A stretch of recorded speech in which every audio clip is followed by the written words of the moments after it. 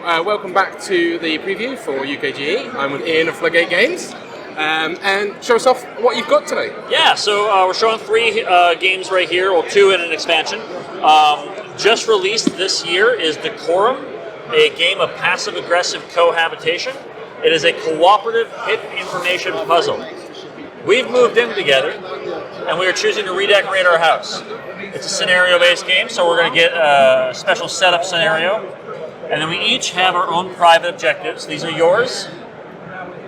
These are mine. We don't share what those objectives are right away. Instead, how we go about figuring it out is we make a change in the house. We can remove an object. We can add an object. We can change the style of an object. Let's say I want to remove this and change it to that. Or we can repaint the room a different color. There's 3 types of objects: wall hangings, curios, lamps. They come in 4 different styles and 4 different colors. So that's it. After you make a change, the other player will respond. They love that change, they hate that change, or they're fine with it. And that will correspond with what's on their card. Back and forth, you'll be making changes in the house, responding to the other player's actions, until you both reach a point where you're satisfied with the way the house is, and you solve the puzzle.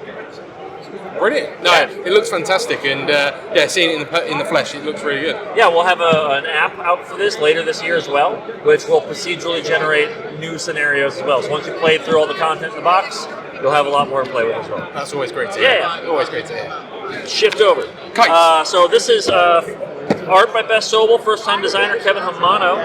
This is a real-time game that's actually fun to play. That's a great selling point. It's a great selling point. So we're flying kites in the park.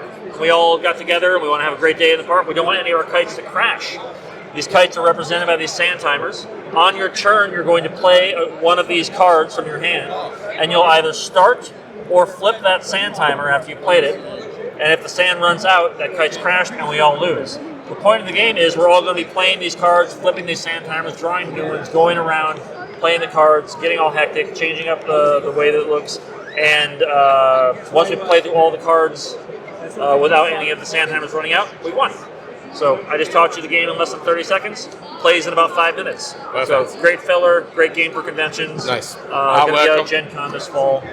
$20 US. Yep. Perfect. It also comes with these kind of challenge cards you can throw in there to mix up the game. So this one, for example, when I play a card, I go to draw a new one. Instead of a kite, I have this storm card. I announce to the table that a storm's coming so that everybody knows on my turn I have to play it and flip all the timers. And there's a few other ones in here that will mix it up as well. Yeah.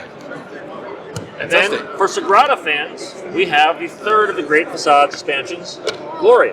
Like the other Passion and Life, these are modular expansions where you can add and mix and match to fit your play style. It comes with these new Strife dice. These will be added to each drafting pool, and they have specific restrictions for how they can be played. There's a number of different tiles that you'll pick from in the beginning of the game. There's a few other modules in here. I like the competitive aspect modules that we're leaning into. So we have Pioneer objectives, which will reward the first player to do something. In this instance, the first player to fill these 9 spaces will get bonus points.